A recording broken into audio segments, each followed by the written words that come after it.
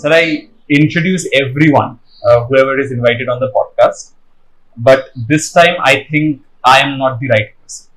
I think Murakami was when he asked for your introduction, the introduction of a translator whom he will sanction if he is capable enough of translating him. Can you please tell us what you wrote to him? Well, we were quite nervous because the situation was something very unfamiliar. We applied for permission from Murakami to translate Kafka on the Shore, whom we know Kafka, and the application had to go to Curtis and Brown, Murakami's agent, and they are in London. Months after months, there was no response. We reminded them time and again, but still they were silent.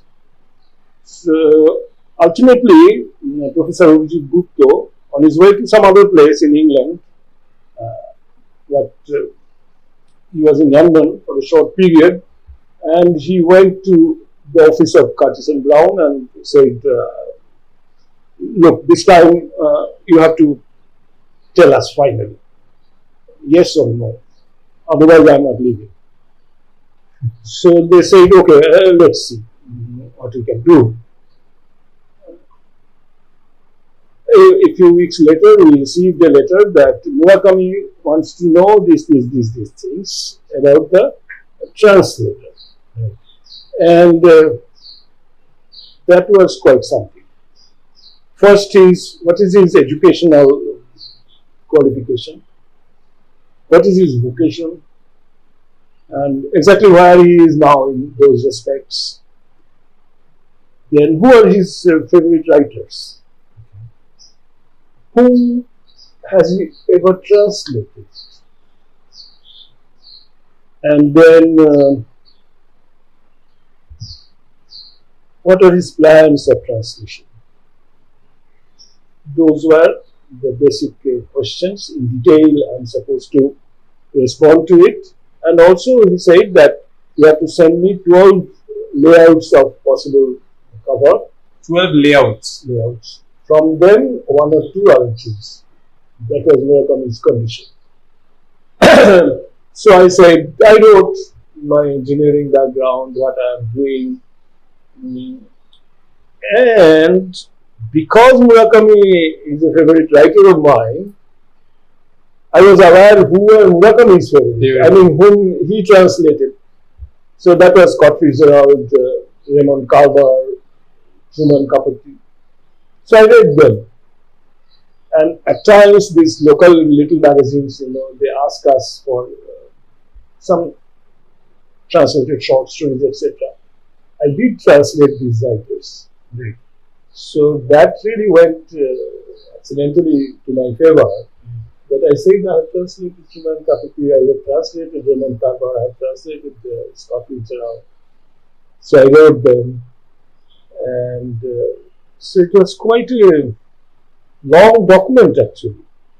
And till now, I often boast to people around me that if I have at least one remarkable thing that I have achieved, it's that you all read about Murakami.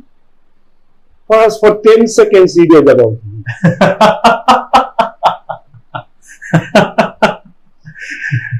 So then he agreed, and at the end of everything, when the total setting and everything was done, it has to be sent to the printer. And Murakami said, before that, you have to show me once more. So he is a very fussy person. Doesn't sound like that, otherwise his image is not that. But once you become a translator, and later during the launching of Kafka in Bengali translation, Samudritate Kafka, during the launching program, the Consul General of the Japanese Consulate was also invited. He said that you are the only authorized translator in this subcontinent. Okay. That means other people also tried, but it's such a long list of requirements. They finally decided not to proceed any further. So that is how I perceive myself through the eyes of Murakami. Right. So, the conversation that we'll have today will specifically focus on Kafka on the Shore, which you have translated into Bengali, Somudare Kafka. But before we get into that, I wanted to ask, because we have had conversations on the call, and before starting the podcast, we had a long conversation. I just wanted to know, who is Murakami according to you? Is he a writer? Is he a spiritual person? Is he a political person? Does he wish to trace history? Does he wish to write about the dark matter of mankind? Who is he? Is he a saint? Well, about all these aspects, the one aspect which can be very simply identified as not applicable to him is about history. Because Murakami, I'm quite sure by now, basically his philosophy of this creation is very identical to what Buddhism teaches. Right. Very solidly based on that. And Buddhism does not acknowledge this flow of time. It's the limitation of human perception that makes an apparent flow of time. But it says that time doesn't go anywhere. It's an integrated thing. Everything remains in that integrated body of time at different slices of time. So there is a short story in the book Zono Shometsu, you translated as Hatita Udhao, Rom Samrajyer Paton, Promol Jhoro Hawar Jagot. That was a story where he is describing the very idea of history. Right. He said that you get a few isolated information about an event in history, and you form an idea which is bound to be incomplete, often untuned, doesn't carry much of a meaning at all. So that way, history is not a very important factor. Science of history, interpretation of history, then frontiers of history, those are not there in Murakami's writing. Murakami is more about universally existence of man and how a single man can perceive the possibilities of his life, the significance of his experiences, and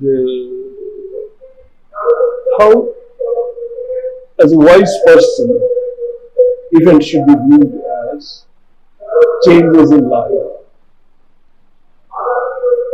Incidentally, the way he indirectly guides the reader makes the reader very confident, or rather helps the reader to shed his general tendencies of suffering from anxieties, uncertainties. Everything appears to be so impermanent and not ever a stroke of bad luck. It was an inevitability, some kind of, but there is no reason to be disappointed or feel as incomplete or feel weak. So you are always looking forward with confidence and hopefulness if you are a regular reader of Murakami, because you know, as things are happening, they are not really following any pattern that you are apprehensive of. So that is about history. The way he understands universally is men. As a member of many book clubs in internet, my experience says that people are really surprised that Murakami understands an Indian, Murakami understands a German, understands a Latin American.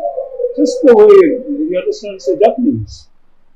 So this universality, how could he really achieve?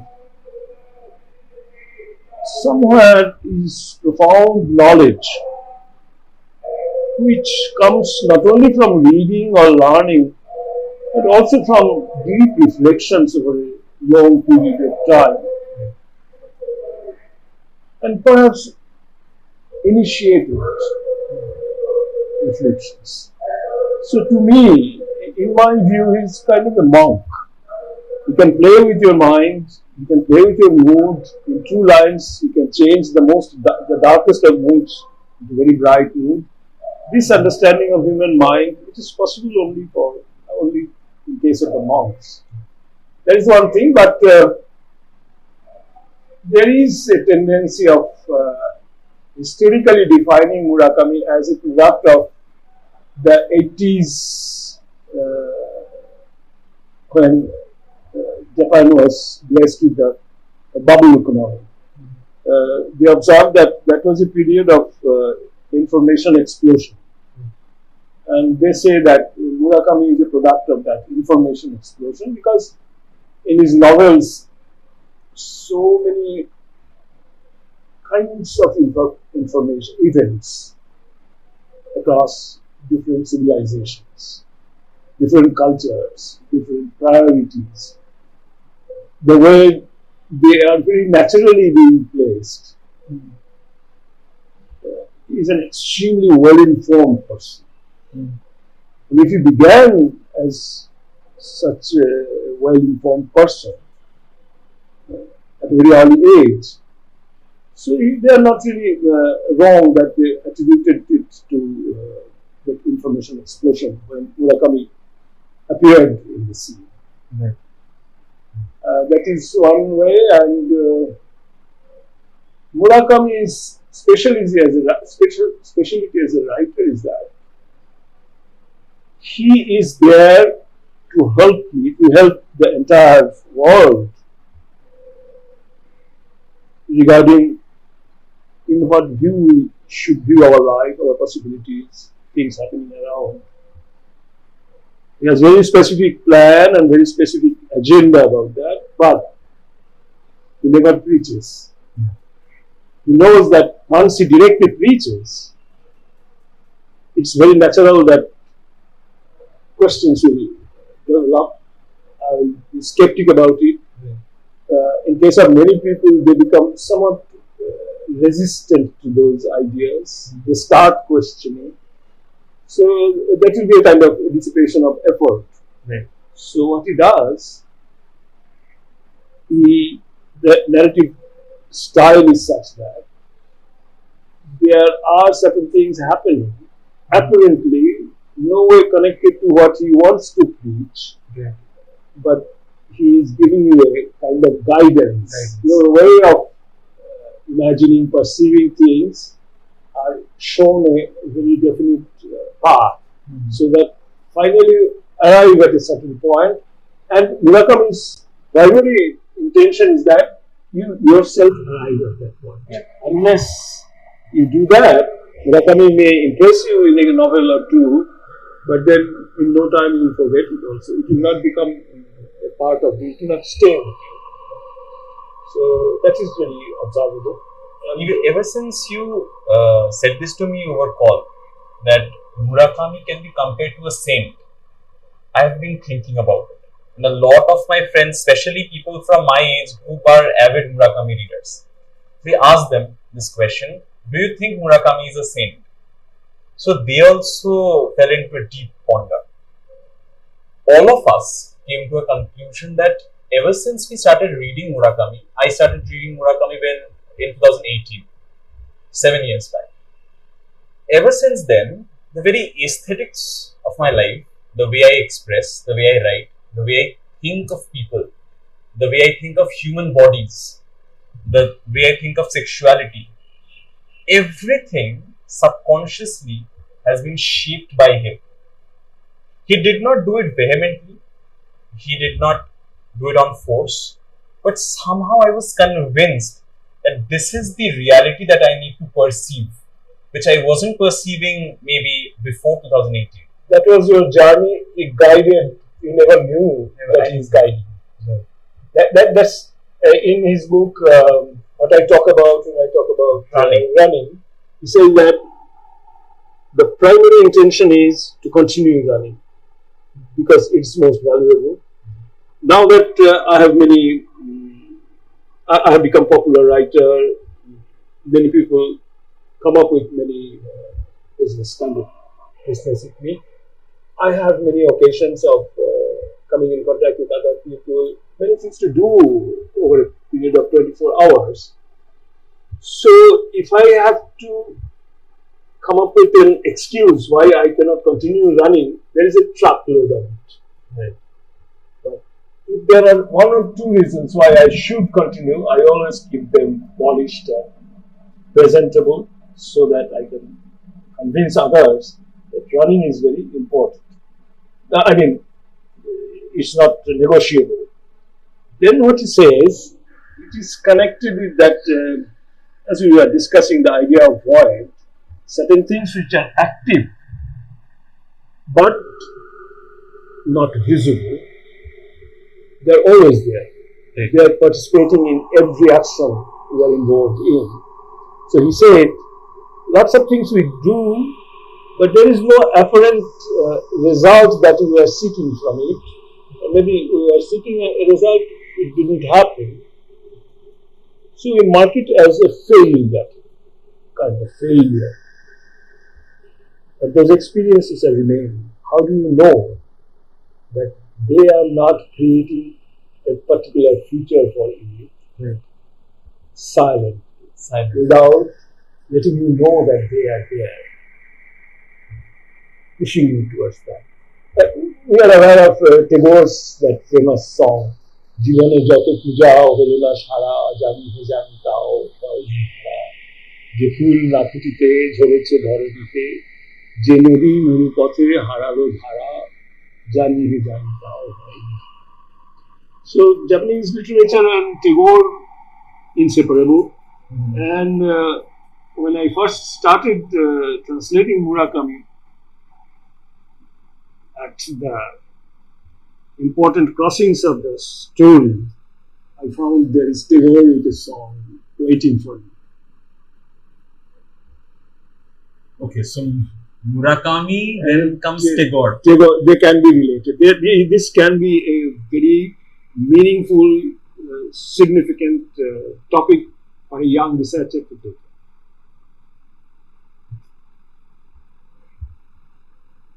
I wanted to ask you directly. I wanted to get into Kafka on the Shore, but I think we should give it a few more minutes. How do you think Tagore and Murakami can be related? Basically, because of Murakami's adherence to Buddhist philosophy of the creation, and Tagore and Buddha both are Dvaitavadi Vedantics. One is through Upanishad, and Buddhism has many things common with Upanishad, but only that they do not believe in soul. But the definition of existence has been very identical. Some have that played a role. In Kafka on the Shore, at a certain point of time, the boy feels that as if he's within a certain mold. There is a kind of shell around him that has become himself. Right. And that was undesirable. He has to come out of it. So, as a Bengali reader, this is nothing new to me because এই আবরণ ক্ষয় হবে গো ক্ষয় হবে ক্ষমা নলে. The entire story is that home, that the shell, we come out of this idea of a limited existence within this body, that we are not, that we are connected to everybody else, and that is what's the meaning of my existence. Right. That is how Murakami explains through the novel. But in Tagore we have seen it. It was already that. আপন হতে বাহির হয়ে বাইরে দাঁড়া বুকের মধ্যে বিশ্ব লোকের পাবি সারা. This is a very central line of Murakami's Kafka on the Shore. Right. This is what he wanted to tell the Japanese readership through this two-volume novel. আপন হতে বাহির হয়ে বাইরে দাঁড়া. Come out of yourself and stand in the open. Right. I think, sir, today we have time constraints. We'll just stick to Kafka on the Shore. But someday when you have time, even if I'm busy, I'll abandon everything. I'll come to you. We'll discuss only on Tagore's relation with Murakami. Tagore's relation with all the Japanese writers. All the Japanese writers. Because you have translated, you have already translated Ogawa. You have translated Ogawa, right? Sir, I'll get into Kafka on the Shore. Why do you think Murakami felt the necessity of writing something like Kafka on the Shore? Right. It was a kind of, excruciating pain, I would say. A crisis, of course, in this case. People started saying that Murakami is so westernized. He writes the novels or short stories originally in English. That's how Japanese people knew. And then he translates it back into Japanese and then declared that this is written in Japanese. These are so westernized in every respect. That was not true. So Murakami thought, and he planned, I'm sure, over a long period of time, meditated, I imagine, that how to tell people that where they are going wrong. What happened these days, from the first half of the 17th century till the latter half of 19th century, Japan was in isolation. And then Commodore Perry's fleet of battleships from America came to Japan and said that you have to abandon this isolation, you have to integrate with the world mainstream of trade, commerce, and politics, etc. Otherwise, you will attack. So Japan surrendered, and the political system changed, the economy changed, and Japan came in close contact with the West, and Western influence started entering the Japanese society, which was in isolation for centuries, like a torrent. If you read Tanizaki's Makioka sisters, Sasame Yuki, you can understand what kind of shock it was for the society. And they started forgetting about their culture, their heritage, in everyday lifestyle, in their political system, in their human relationships, in their architecture, in their art. In every respect, Western influence was visible, and it was almost gobbling up the existing Japanese culture. So there appeared certain writers. Natsume Soseki was the first, who was trained in England to teach English language. He taught English in Tokyo Imperial University, but he identified that if Japan starts imitating Western civilizations and their culture, Japan will lose invaluable assets of their history, of their life philosophy. So their pursuit of beauty, which is a Buddhist idea, that life is a pursuit of beauty, will no longer be in action.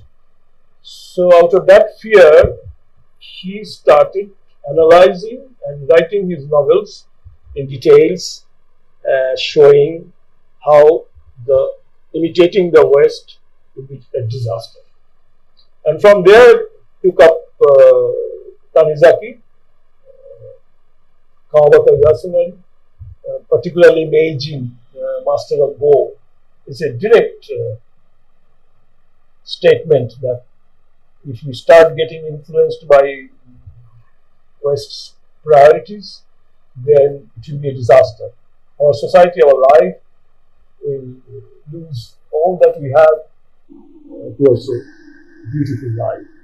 Actually, Tagore, when after his Nobel Prize went in 1916 to Tokyo Imperial University on 11th June 1916, in his lecture he said that this noise created by the greed of West must not influence you so much that you lose your heritage and the way you solved your problems, the way you pursued creation of beauty, etc.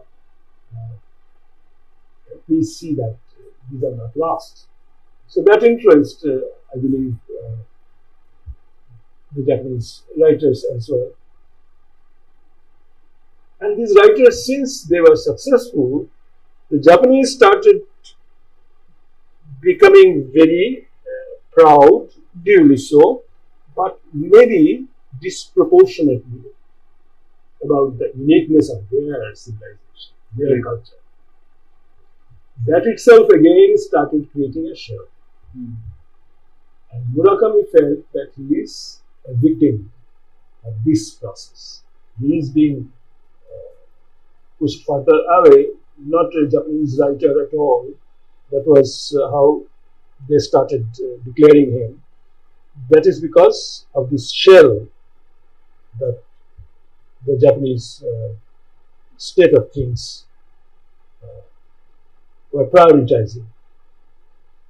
So he said that I have to tell them no identity in itself, isolated from other things, can have at all a durable meaning. Meaning is always, it evolves always from the relationship we have with everything possible, infinite number of things. Right. So, in the novel, Nakata, who is full of intuition, intuitively felt that he has to go in the direction of west and has to cross a long bridge. Right. Obviously, now Murakami says that you have to extend your attention towards what is happening, what the Western people are thinking, what their civilization is all about. Cross the bridge. Just get to know about them. And for that, Murakami translated extensively the Truman Capote, Scott Fitzgerald, Raymond Chandler, Raymond Carver, because he thought if the Japanese people are in a position to appreciate these writers, then only they can appreciate what Murakami is writing. So he wanted to break the barrier. Now, to break the barrier, there should be a broader base, philosophical base, on which this action of the suggestion of breaking the barrier, from which it can gain validity. Right. So there he is saying that distance is an illusion. Time difference is an illusion. There are such instances in the novel. Unless we accept these, we cannot proceed in the storyline. So if that is so, if everything that we are looking at is only a very partial representation of it, in a way he said somewhere that everything is a metaphor.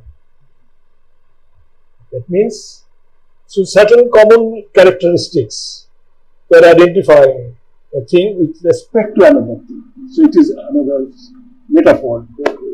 The signifier signified. The signifier signified. And he was angry, obviously. He immediately after this statement that everything is a metaphor, he referred to the Oedipus complex. And then, in a very obvious manner, he forced us to liken it with what Japan was suffering. As they are accusing Murakami to be foreign, Japan is too much in love with its mother culture. So that is like Oedipus complex. He said that what is so very intensely tragic about one isolated incident that happened in Greece so long ago, why should the entire world remember this as a very grave tragedy? That is because it will repeat in other situations, and in case of Japan, it is repeated. So can you speak a bit more on the Oedipus complex of Japan? Actually, I was recently talking to one of my friends who has extensively read Murakami. He was saying that the Western gaze that we have and the way we read Murakami, because all of us are students of English literature, he said we are trained with the Western gaze. And when we read and perceive Murakami through that gaze, we almost put the Oedipus complex on him, we put the magic realism on him. There's something which irritates me, I should say. You start reading any piece on Murakami, in no time, surrealism, magic realism. Murakami doesn't care about this. What he says is that reality is not in its entirety revealing itself to you. What you can perceive, you can see only, identify only those things. Right. Right. So why perceive, why imagine things, why describe things which repeatedly, frequently happen?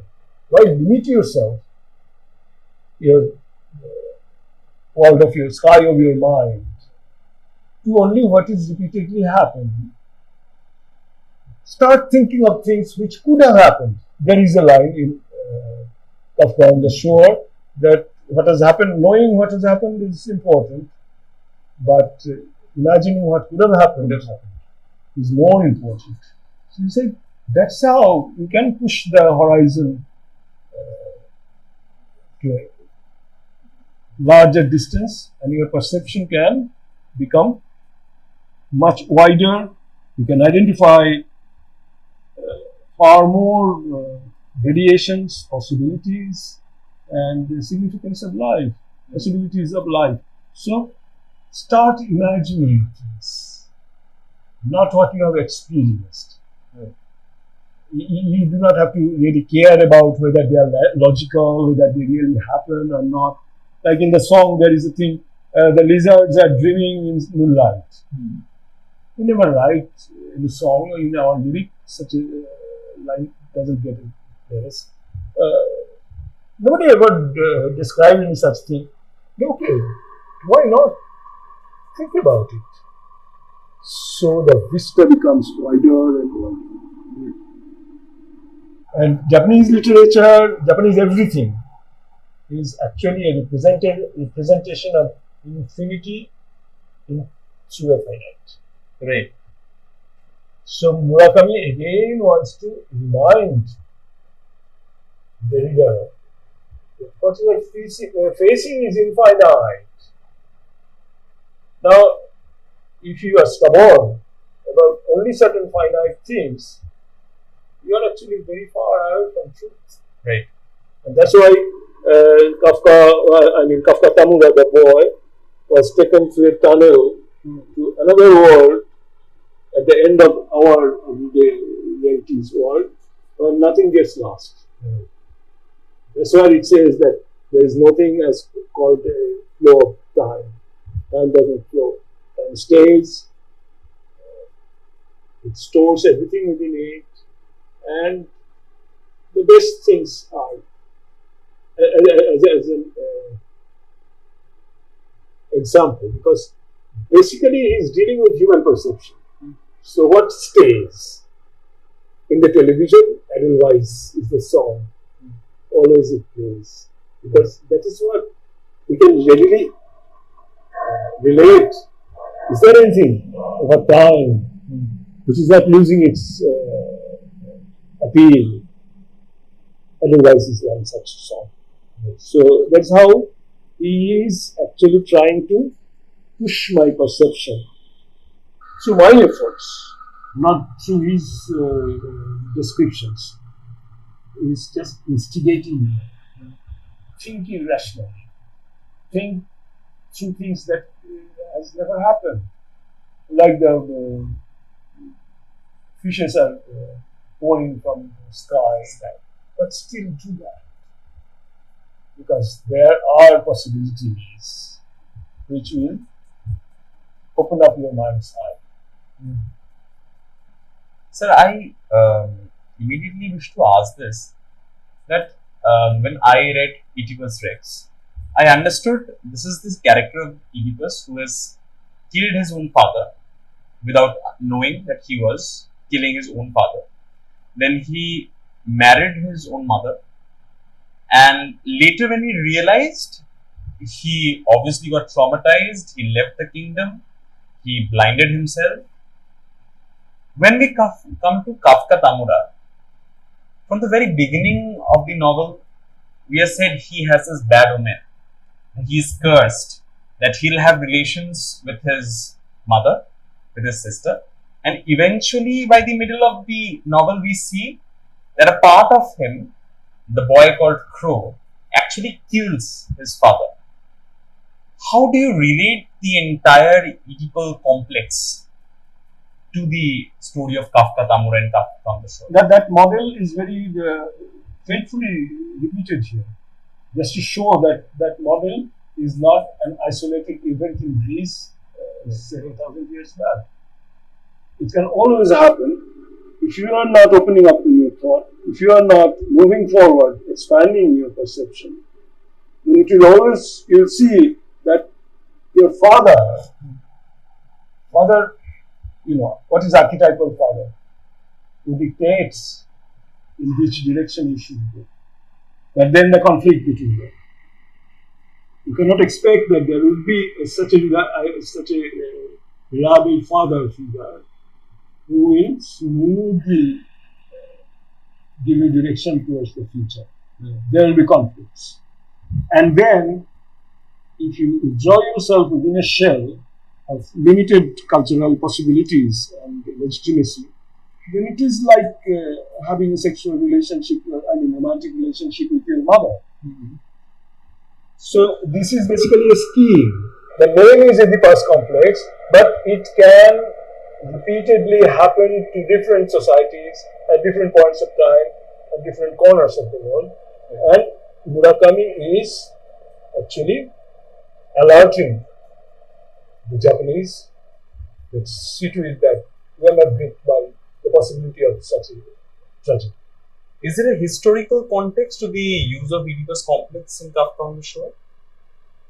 I don't think.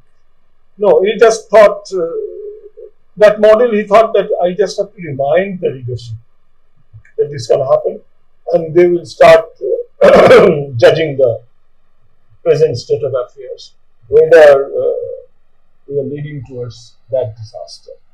But Murakami, this much I know, that he and a lady, perhaps by that time they are married, they went to Greece without telling anybody. Nobody knew about that. They spent there several months. They didn't know the local language. They just observed it. At that time, possibly he knew the historical details of that event of when the Oedipus complex happened. What were the forces? What was the state of civilization? What was the political situation? What was distribution of power? And possibly he found a reflection of that in the Japanese situation. And maybe, I'm just guessing, there is no such suggestion anywhere written that he said that I will present it. I will just at least once remind them that this is a possible disaster. So my next question would be, see, all these questions are fan questions. And because very rarely do we get to meet someone whose writing Murakami himself has read, as you said, for 10 seconds at least. I wanted to know that at the very beginning of the novel, we have said that Kafka has to be the strongest 15-year-old in the world. And when asked at the hotel, even when asked by the supposed sister whom he thinks to be his sister, he says he takes a pseudonym. He tells he's Kafka Tamura. Why does he take the name of Kafka? Why Kafka? And initially, in the very first chapter, we are said there's a boy called Crow. And there's absolute explanation in the story itself that in Japanese, Kafka means crow. Why does this No, 15-year not in Japanese. In original Kafka's mother tongue, Kafka means crow. Kafka means? Nothing. So why does he take the name of Kafka Tamura? Well, the present generation of writers, all of them are openly declaring their indebtedness to Kafka's idea that we are at a certain point of our, if there is universal civilization, where we are judging even ourselves through the eyes of others, through the criteria set by others. The self-realization is not happening. We are not free in contemplating ourselves. So, Life and Times of Michael K. is by Fussy. K is the central character in Oran Pamuk's The Snow, and Kafka on the Shore is there.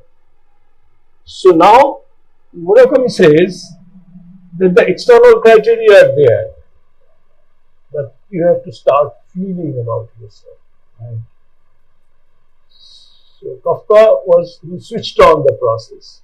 So Murakami found that this is a very potent connection, that Kafka means crow, because by myth, which is in India and in Japan also, crows are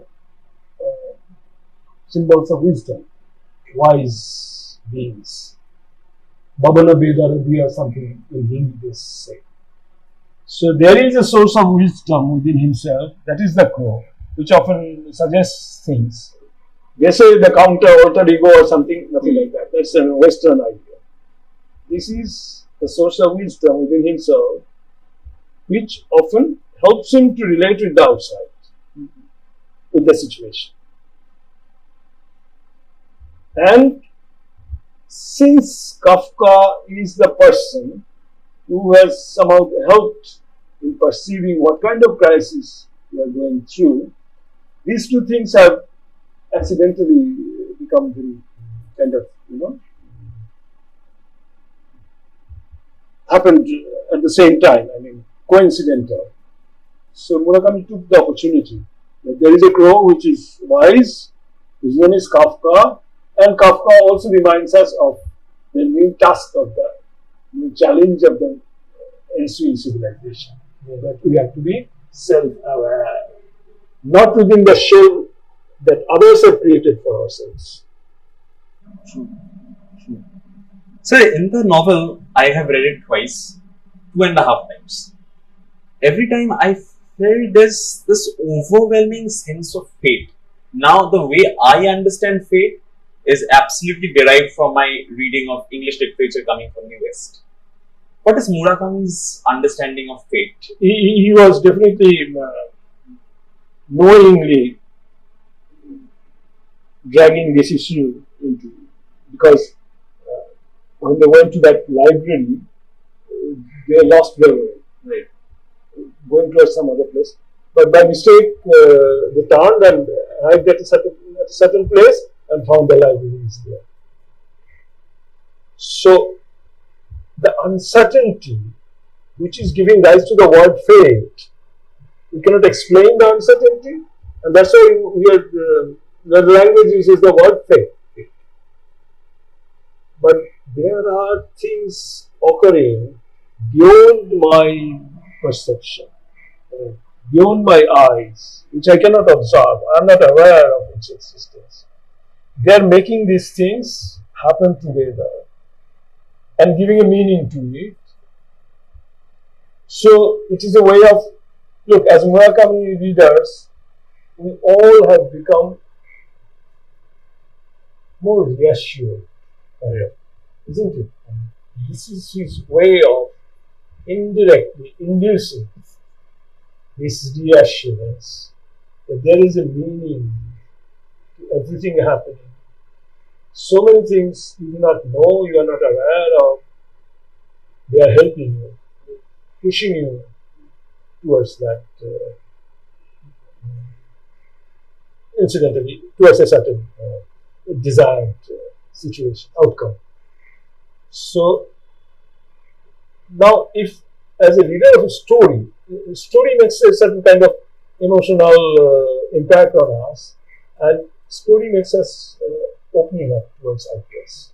That's why he has gained so much of. He must have practiced a lot, thought a lot, spent a lot of time in creating a good storyline, because story makes us open up to ideas. And if I open up to ideas that there are strong themes, agencies, acting all around, who will ensure a certain meaningful outcome, then our level of anxiety, worry becomes less and less. And we start opening up towards the possibilities of other things active beyond our game, beyond our perception. And that is what is true. He wants us to imbibe that way of considering things. So the idea of fate which I encountered while reading Murakami was at the very beginning of the story, he talks about chance encounters. And everything that happens in Murakami stories are chance encounters in a way or the other. So there's also this line that no matter how many turns you take, how far you run from it, but destiny catches up. And it will make you do the way it wants you to do, the way it wants you to do. So isn't it there, the idea of fate? Well, we have, again, fate is a universal concept, but Buddhism is, the central thing about Buddhism is the karmic law. Fate is not accidental. Fate is inevitable, because the karmic law will ensure. Right now, this quantum computer, it has an aspect of entropy, etc., and the qubits, long strings of qubits.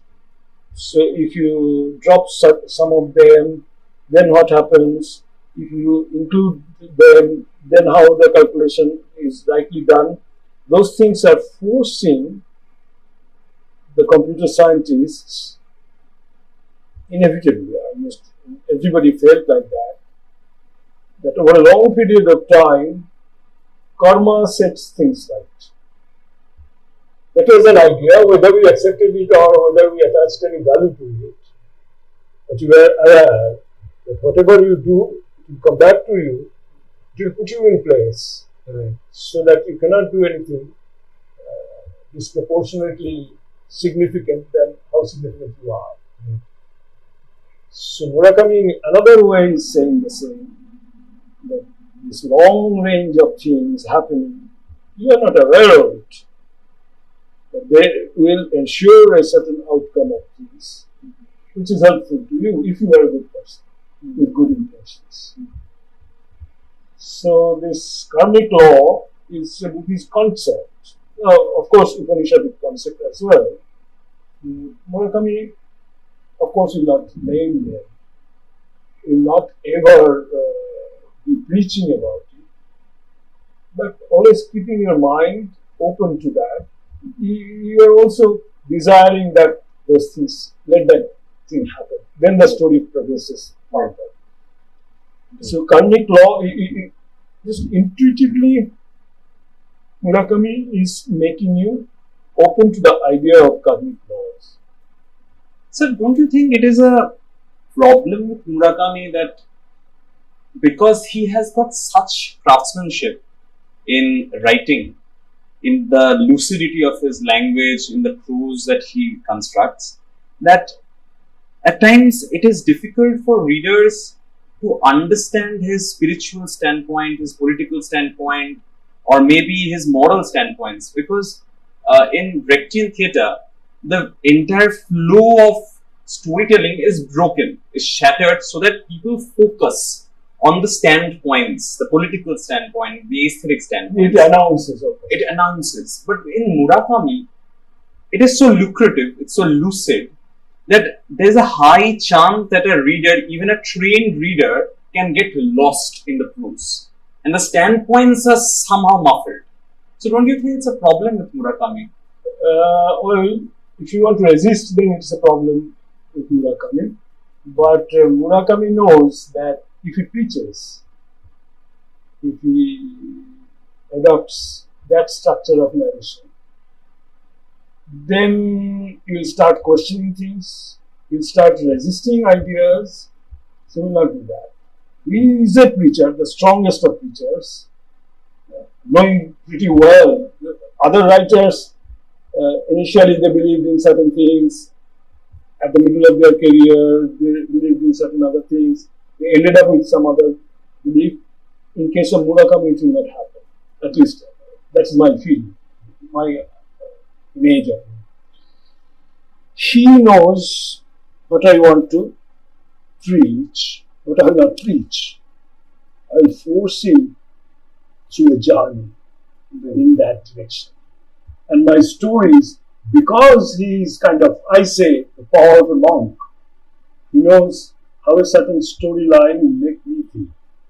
Although I'm an Indian, somebody is a German, somebody is a French, somebody is a Peruvian, but still he knows the central truth of human mind, how the narration will cast a shadow on the reader's mind, wherever he is, whoever he is.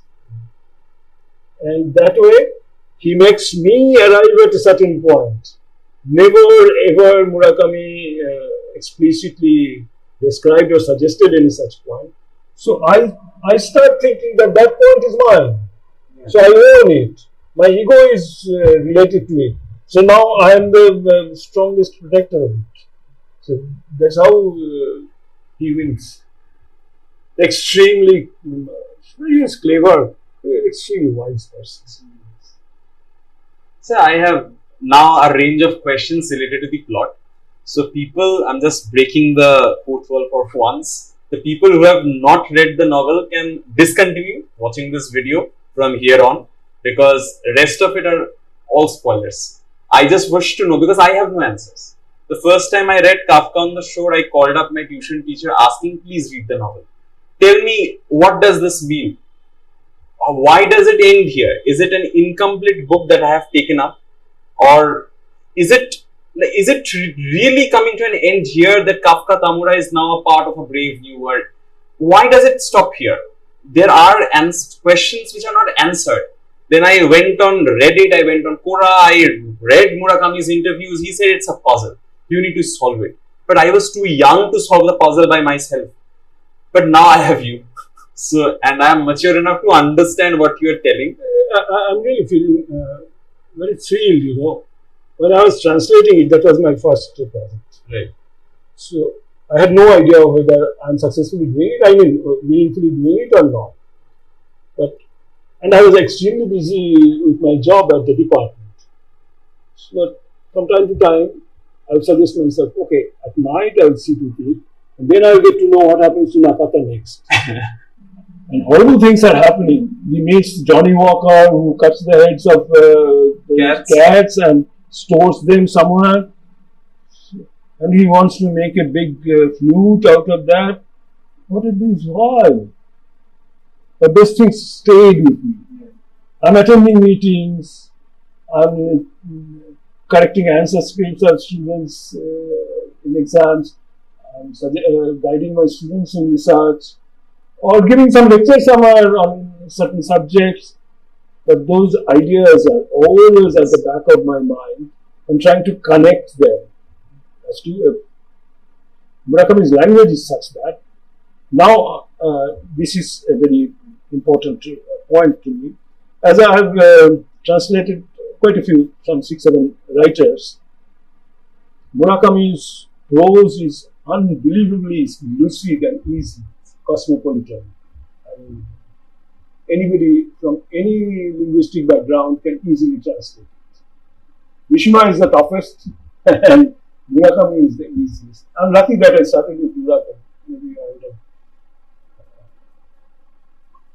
in much trouble starting with complicated writers, but Murakami is so sure. preparation is so solid. In every respect, I will force the person. The sentences will be so lucid, he will not question any word in it. Nowhere he will stumble upon anything else undesirable. So lucidly, these things will go there, they will draw a picture, they will make him think in this line, and there I will feed him with a certain idea which will ensure what is the next trajectory he chooses. So we can, if Murakami lives for 1,000 years and writes maybe 600, 700 novels, and if we too live, we too continue the journey, still that preparation he takes will always be remaining unknown to us, because that's a much bigger world. Murakami's preparation is unthinkable. And very small, interesting part of it is, even at 79, running 10 kilometers every day and 5,000 meters swimming. Right. A lot of YouTubers who love to read books, they try to follow the Murakami regime for a week. None of them succeeded over 3 days. To my knowledge, some of them tried, I watched their videos, none of them succeeded beyond 3 days. It is impossible. It is to run that far every single day and then write, produce, listen to music. It's a world on its own. Why is Nakata being portrayed like this? What really happens to it? Right. First is that Nakata became senseless with a lot of school children. And what was he observing in the sky? The swift movement of the eyeballs. What was he observing and why does he become like that? You have to know about, as far as I know, about a thing called Satori. Satori is Nirvana. What is Nirvana? As I am born with a human set of perceptions, I look at things in a certain way. If in the next incarnation I am born as a bee, the flower will be a different thing for me. If I am born as a horse, the field will be a different thing for me. So, Buddha nature of things, which is not relative. Buddha nature of things is what haikus attempt, or rather a must condition for writing haikus is you have to describe only Buddha nature of things. Buddha nature is unalterable nature. As we are changing ourselves, the nature of things are changing. Buddha nature is when you see it from all possible points, then the Buddha nature of the things is apparent to us. How can it happen? In history, it has happened. A sudden, intense shock often made people forget about themselves. You have to lose the self. To observe Buddha nature of things, you have to lose yourself, because the self is limiting you. So, how to lose the self? A sudden occurring of certain things which shocked you so much that you may lose your sense of self. That's why many of the monks symbolically you will see, because once a monk was struck by a stick by somebody else, that shock made him attain satori. So symbolically, these people, they strike themselves on their back just to show their intention that they are actually seeking and pursuing the course of satori. So satori happened to Nakata and he lost his self. That's why he never said I or me. Always said Nakata or Nakata. In the third person. In the third person. And then I have to explain the idea of void, as I told you.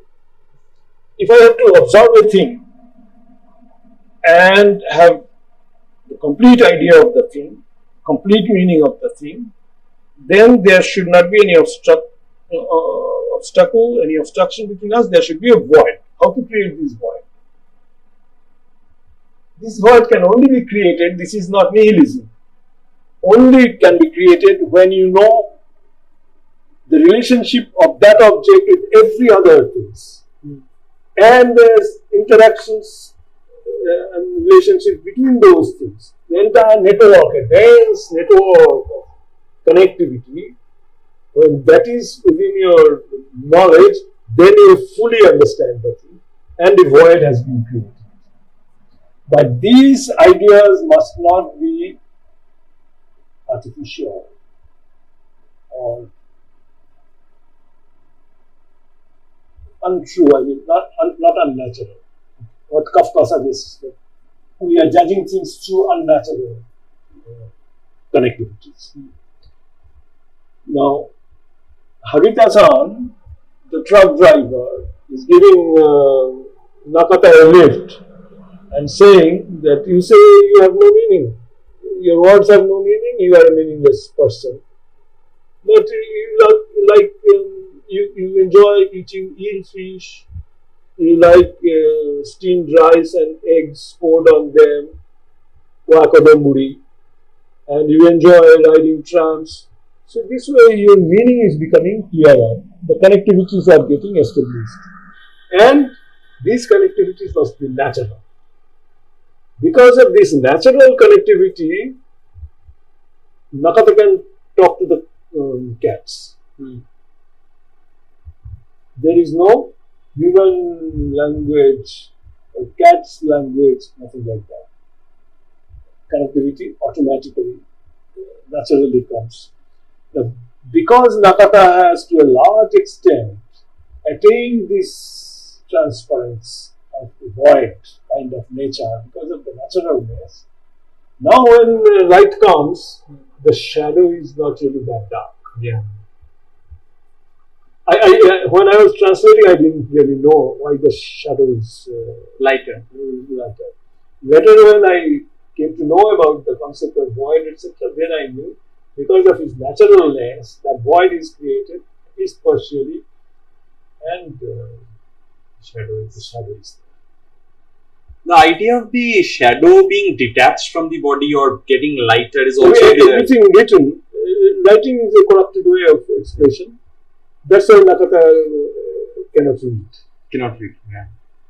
And he has a very, at least in Philip Gabriel's translation, he has a very cryptic way of saying things. Nakata is not very intelligent. Nakata doesn't understand much. Nakata's words do not have meanings. That's what he will often, repeatedly tell people. Yeah. But the cats always tell him that you're wise. It's the second question that I could never really understand why is it so. In Oedipus complex, Oedipus gets to know that he actually killed his father and he actually had an affair and a marriage, the sexual affair with his mother. In Kafka on the Shore, the boy called Crow goes and kills his father. So Kafka Tamura never knows. And whether Sakura and Miss Seiki are actually his sister and mother, there are indications. Kafka Tamura one just wishes that such people were his sister and mother, but though he has got sexual relationships with them in different ways and forms, he is not very uncomfortable with it.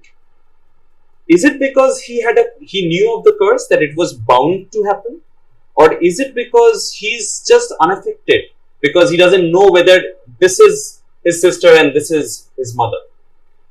I think this is just a story. The way he wants to create the characters,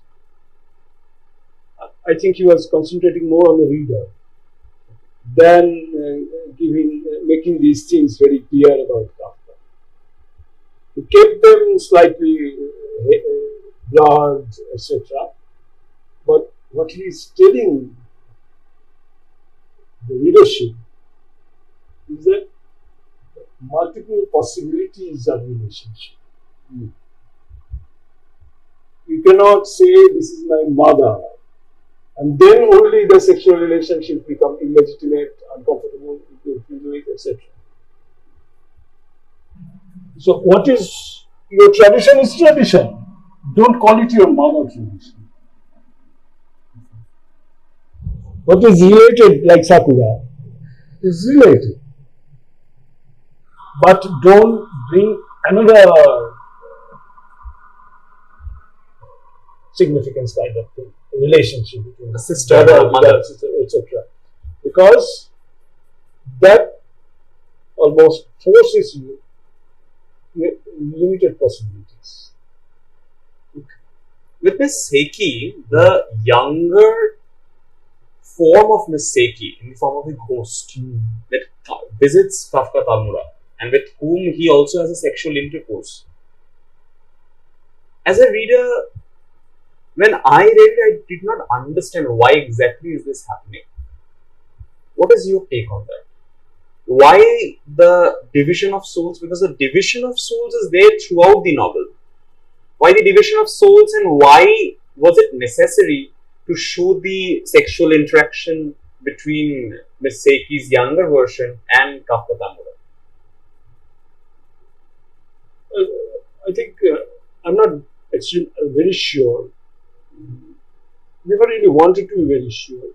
I thought he wanted to keep it a blurred situation that there are things that can be perceived as your mother culture, mother idea. But in course of time, you deal with it without that much of reverence, that much of prejudice or kind of prejudiced vision. Right. Only this much of interaction is allowed, beyond that is not allowed. So this mother creates a kind of longing. Longing is okay. But in the longing, do not put anything else. I mean,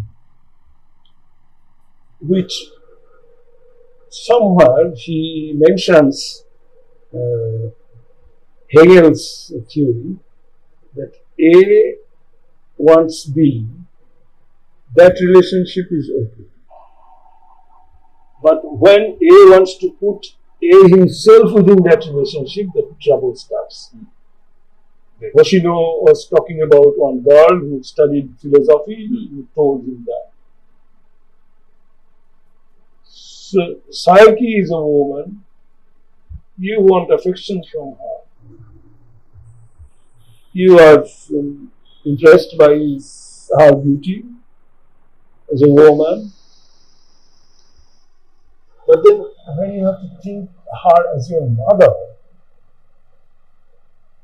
it creates complications, which takes the story nowhere.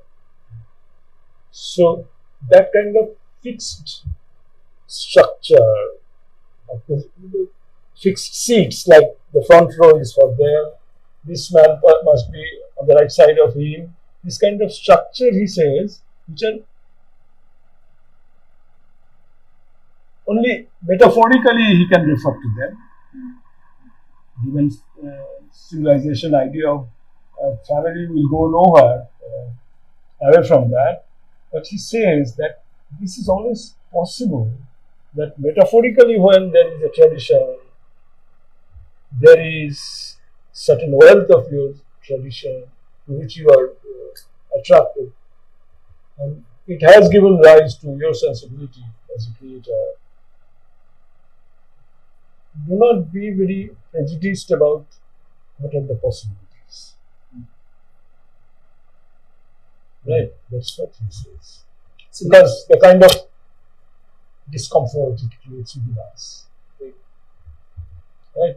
So he said that this discomfort, the genesis of this discomfort is in the fixed pattern of relationship. Then maybe that is the reason of the younger version of Miss Psyche coming in as a ghost. To remove that complication, maybe.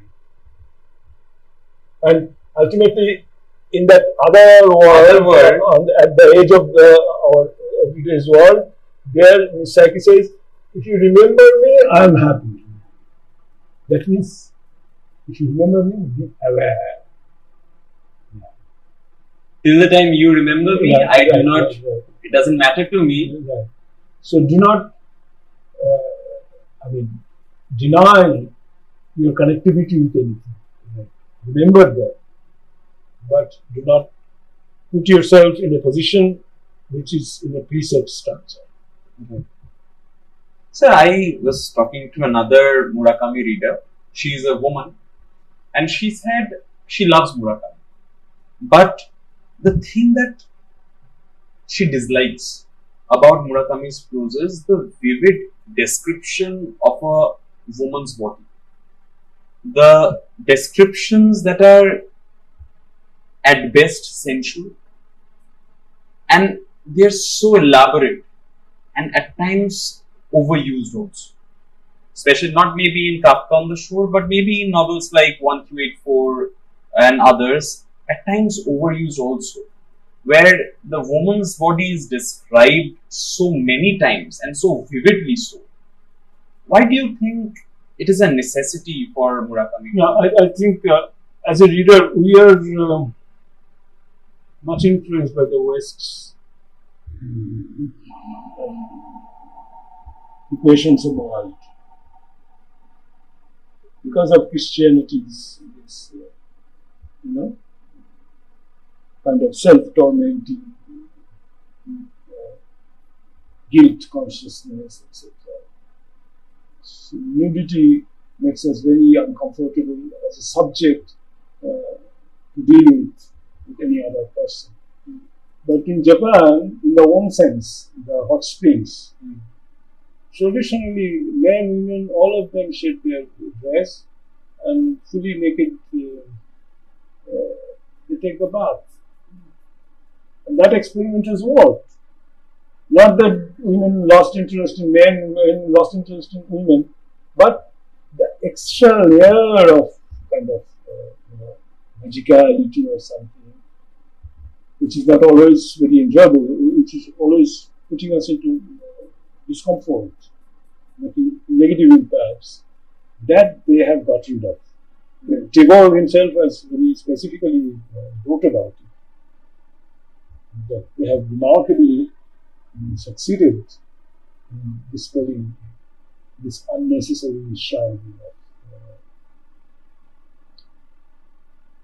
each other's image and idea, etc. People know how they look at, but still there is an image that if I see it, it is something bad. Right. I should be uncomfortable with it.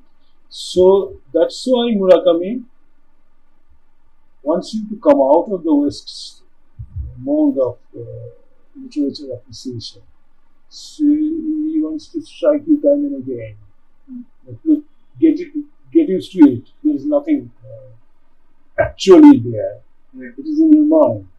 So as you carry on reading my novels, one day you will feel free of the inhibitions. Immune to this kind of.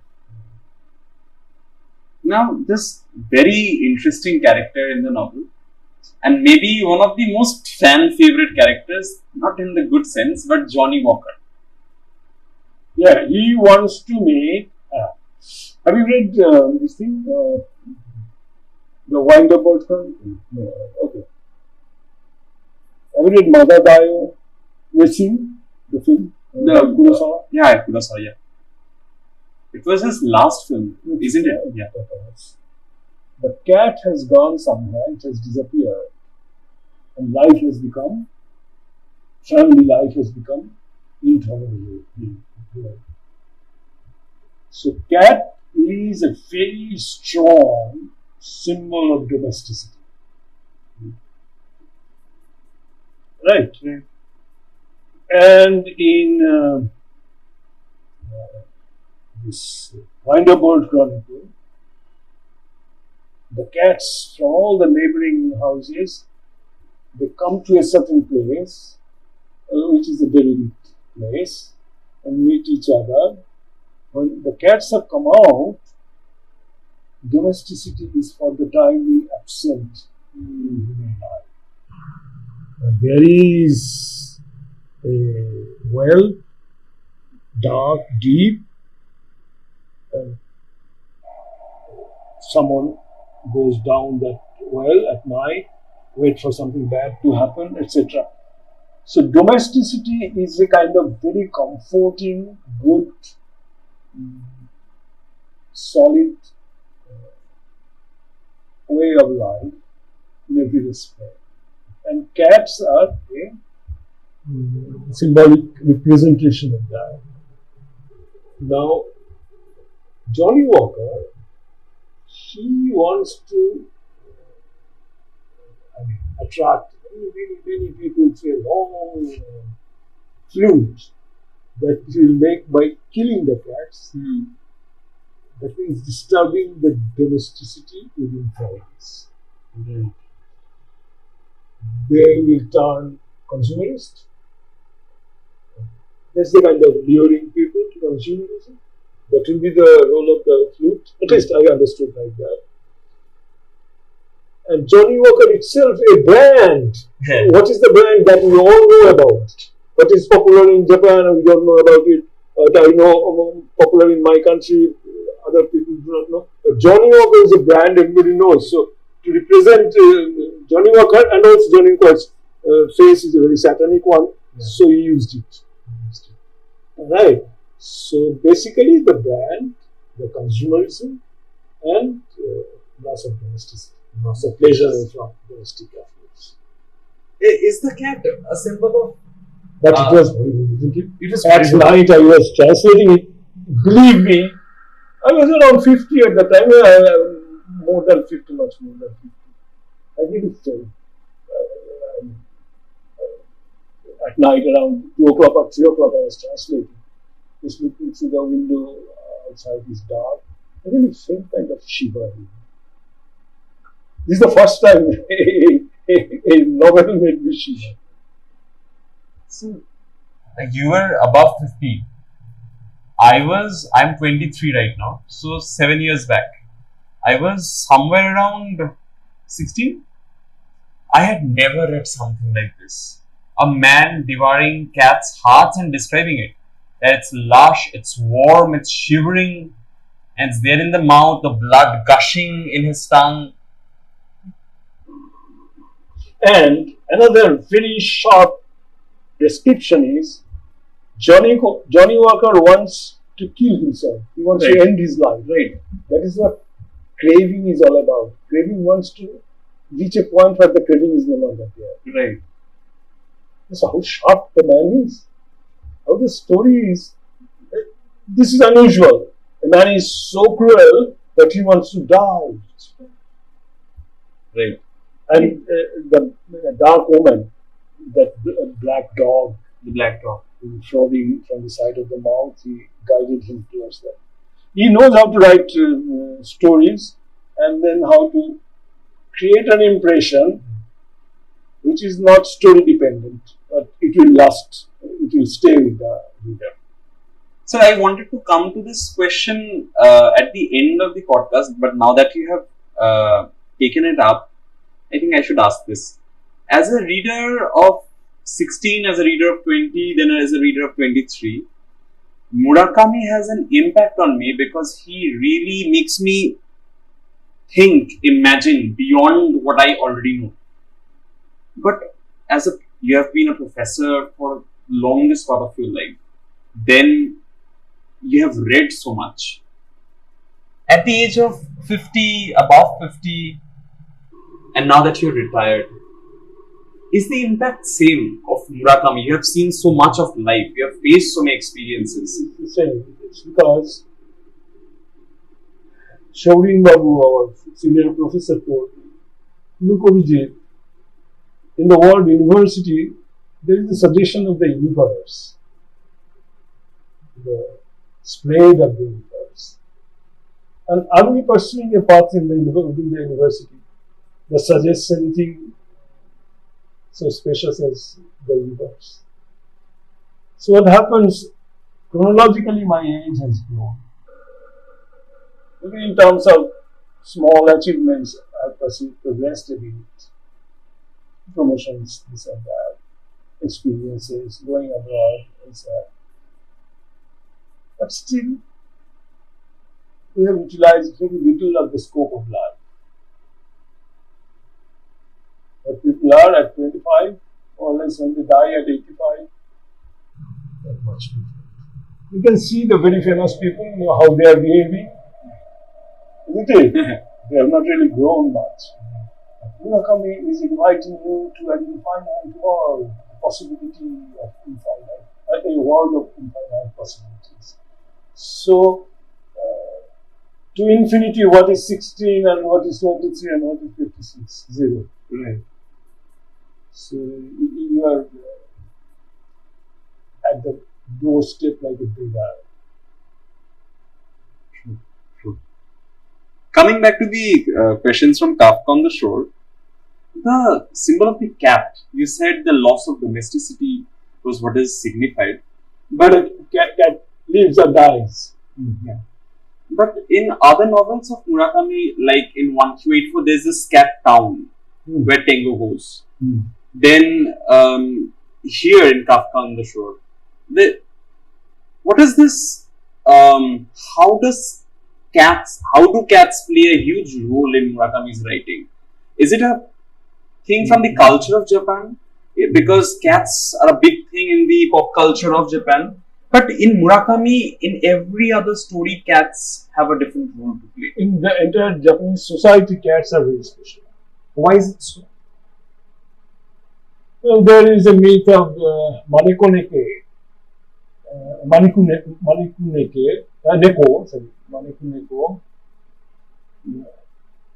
In front of many shops, you will see a certain kind of cat with their hands like that, as if they are calling. The story is somebody was standing, it was raining, so somebody was standing under a tree, and he found a cat is calling him. So, responding to it, he progressed, and then the tree was struck by lightning. He would have died, but he was saved by the cat because the cat was calling him. Okay. So, cat is something very sacred, very kind to people, and trustable friend. And that's how they treat them. So, Navarunda said only once he went to Japan, he loves cats. He has a very famous story also on the Mirai. He saw that on a wall, a partition wall between two houses, a cat, very lovable, adorable cat was sitting there. So he was attracted to it. He knew that in Kolkata or even elsewhere in India, if he approaches a cat and the cat doesn't know him, the cat will immediately flee. This cat was only looked at his face. So I knew what the Japanese society is. He's so assured nothing bad is going to happen through a human being. That's how they treat the cats. So he said, I was full of respect for the society, but at least this much reassurance they have created within an animal. Right? So, cats are there almost in every family. Murakami is particularly very. The cat said, "We are not like the dogs." Remember? So Murakami is. He wants to bring out a niche, create a niche for the cats in the story somewhere. That is his liking for the cats. But here the cats are very significant. So he says that a good family life, to fall back on it, is an absolute necessity. That's why cat has a place, that cat stands for. So if you lose such a family system, then life is extremely poor. Which perhaps he suggests that has happened in the West. Sir, two more questions from Kafka on the Shore. One is, what is this other world in Murakami stories? Like here we see in the forest, there's this other world that they go to, where Kafka actually confronts Miss Psyche's younger version. The same happens in most of the stories where there is a travel from one space to another for revelation, for epiphany. This is in his rap trilogy. Yeah. That there is a wormhole through which from one set of realities you go to another set of realities. So that set of realities is the ideal metaphysics. That there is no flow of time.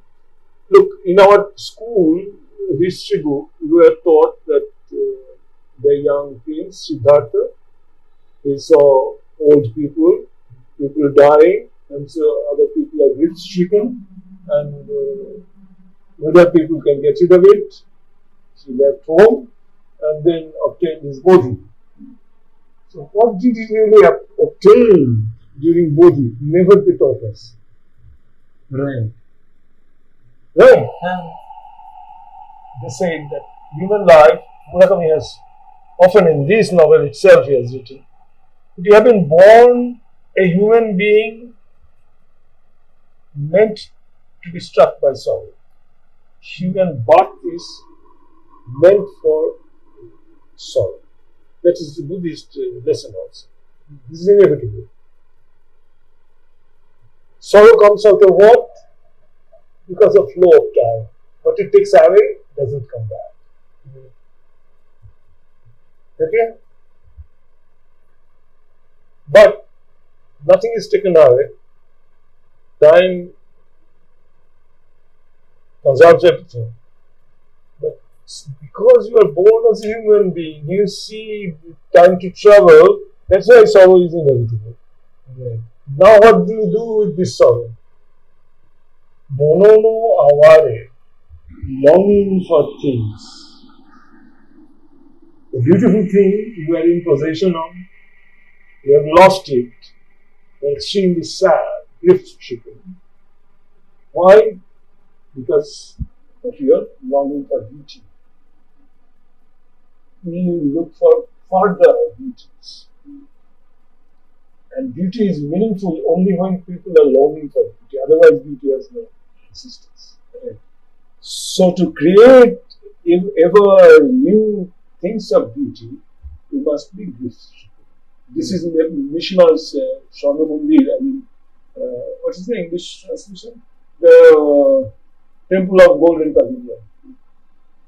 Basically, তুমি কোন ভাঙনের পথে এলে সুতরাং, that all the gifts are actually because something has been destroyed, and now there is a longing for it, and this longing will make me create something. Right. Otherwise, there is no continuity of it. So, death is absolutely necessity. Death is the first, not negotiable at all. It is a must condition for creation of beauty. That's why the Western civilization, the Western critics have very often they say that the Japanese are obsessed with death, idea of death. The Japanese say because the main point of life is creation of beauty, that's why death is so important. Right. মৃত্যু আপন পাত্রে ভরি বহিছে যে প্রাণ সেই তো তোমার প্রাণ. And the other is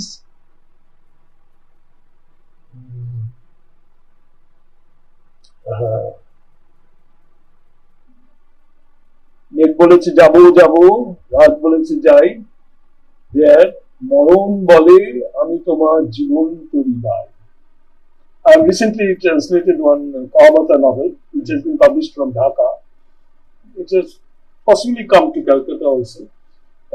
There the basic theme is this, that the awareness of death, inevitability of death, makes us longing for beauty. Our sexual longing, etc. All that we are craving for, basically we are aware of death, that's why. That's why in this Foucault's pendulum, Umberto Eco says that if you live forever, you would have stayed there just as a stump of a tree or a piece of stone. Because there is death, to make death great, we try to achieve so many things.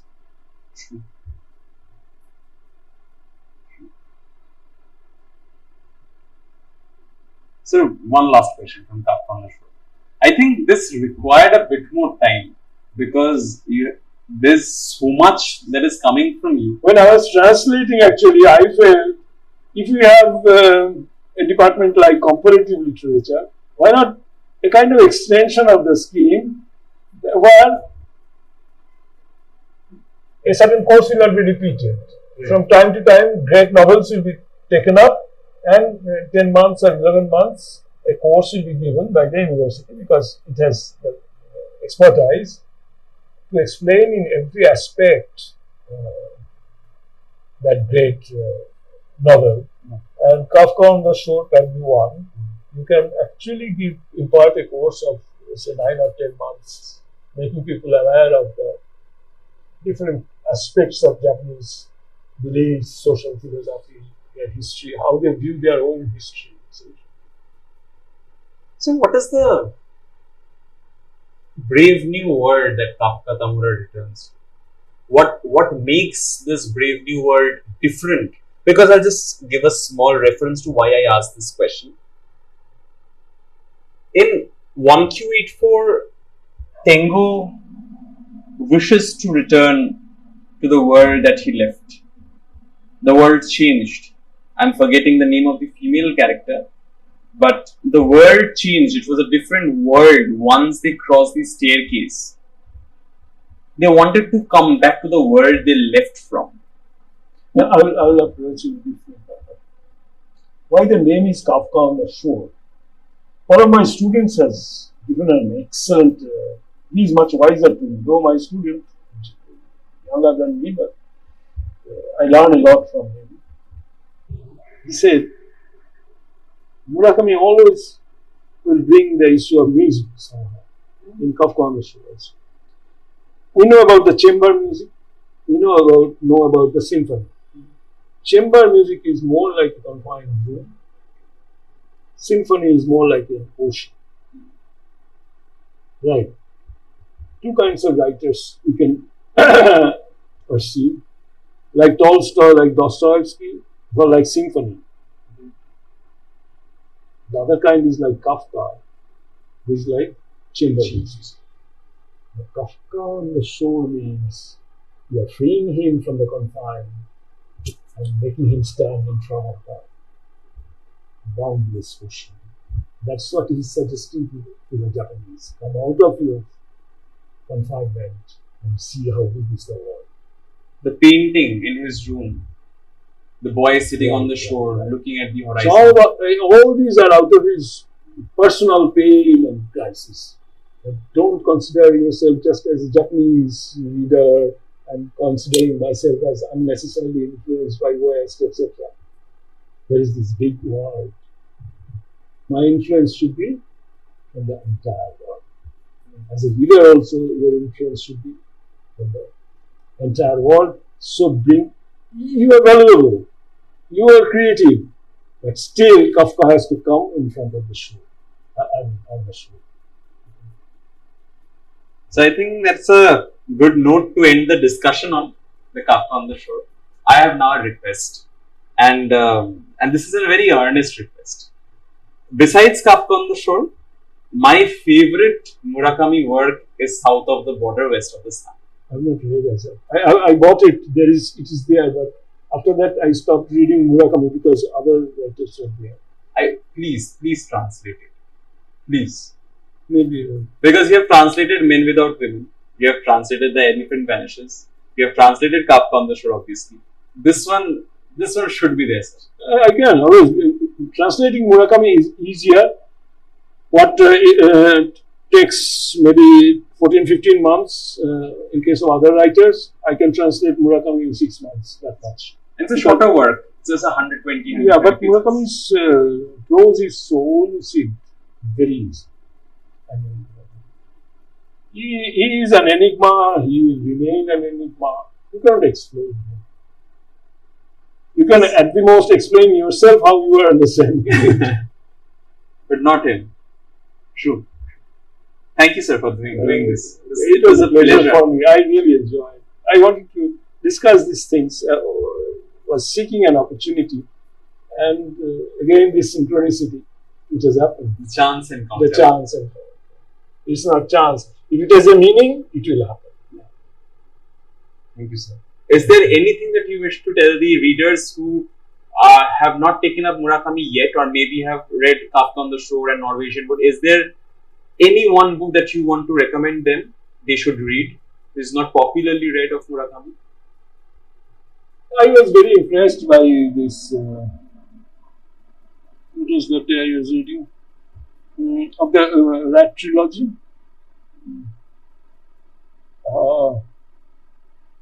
The latest of Murakami that I read. Went to this Hokkaido and came back. That is very important. Now, what I would like to suggest, or my appeal to the readers, please do not read Japanese literature. Japanese literature is now extremely popular all over the world. But when people who are even impressed are discussing, I find them from a very wrong philosophical point of view, they are judging things. East is a different story. East has different philosophy. Once we know those philosophies, these writings are far more enjoyable, more meaningful, and makes us much stronger as reader. But we have to know about the East. Just because we are trained in schools and colleges by the Western mode of this epistemology, there is that is the kind of thing that things do not communicate, fail to communicate fully. But you have to know about East. It's about Japanese literature. Knowledge, basic knowledge of Buddhist philosophy is very helpful. I suggest it strong. Alright, sir, thank you. I never suggest you guys to subscribe the channel, but if you enjoyed this video, you can obviously come back to the channel when the next video is uploaded. The algorithm will do it for you. One doesn't need to subscribe nowadays. The algorithm automatically pushes the content that you like. Anyways, stay well and read more. Thank you, sir.